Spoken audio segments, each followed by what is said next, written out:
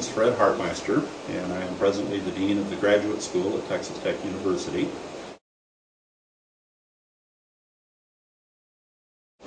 Well, given the sizable population of students that we have in our public and our private schools, who on a daily basis show up 8 or 8:30 or 9 o'clock in the morning with the needs that they have, mentally, physically, emotionally, I think it's important that everyone that works with our youth to be prepared to meet those needs and try to provide an appropriate public education for the needs of all of our children, both those who have disabilities, who are mentally or physically or emotionally challenged, as well as those who are not.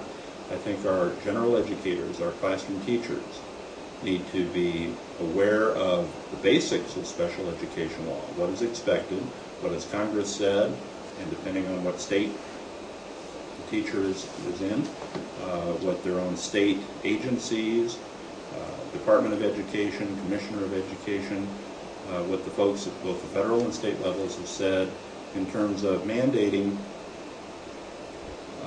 expectations, hopefully providing the resources to ensure that every child's educational experience on a daily basis is appropriate.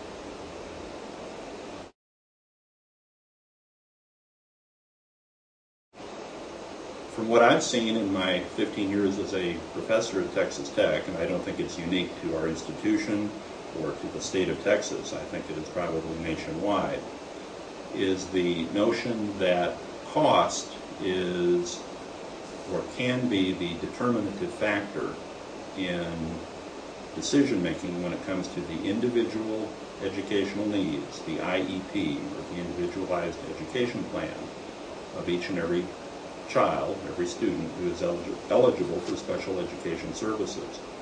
And that becomes tricky because there are never enough resources to go around to do everything and to meet every goal that we would have in our school operations. So not to overly focus on cost or on the finances, but I know there are many administrators and I suspect many classroom teachers who think, well, the dollar sign drives the train. And if we can't afford to do it, then we don't do it. And in fact, our special education laws speak to quite the contrary. It's not that we do whatever it takes, but the free, appropriate public education component that is central to, IDEA.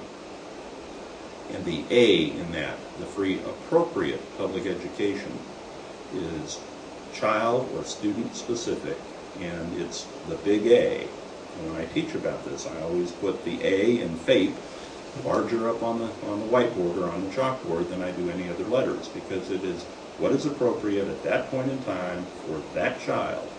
And if you have several different children, what's appropriate for one most likely will not be identical for others. Some things may be, in terms of educational services being provided, many will not be. They will be unique to that child. And so how cost and appropriateness relate to each other is a constant ongoing challenge that we occasionally end up with decisions being made solely on the basis of cost, and that's not right. We'll even find parents who will back off on pushing for what may be best for their child or advocating for what may be best for their child because they think, well, it'll be too costly for the district. And while it is a consideration, it is not the only consideration. There are several different standards that the different federal courts around the country, different federal circuit courts of appeal have established, where they look at a 2 or a 3 or a 4-part test. Most have 3 or 4 parts, where they look at cost as one factor. They certainly look at appropriateness.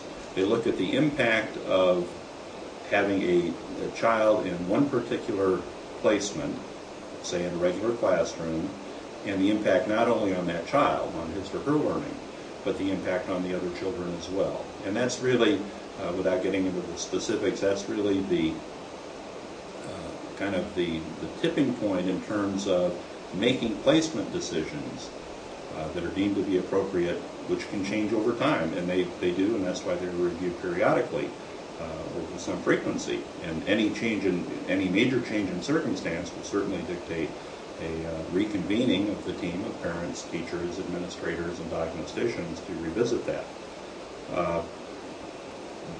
The simplest way to put it is cost is one factor. It can't be the only factor or the most important factor.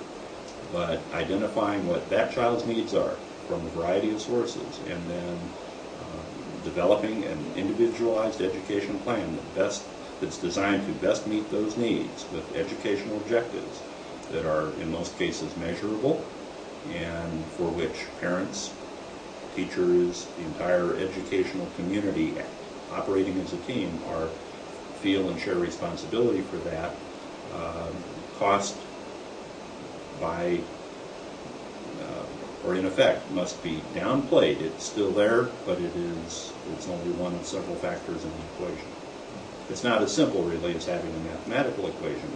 It's a little more subjective than objective in most cases, but we try to make it meaningful for that child. It's a challenge.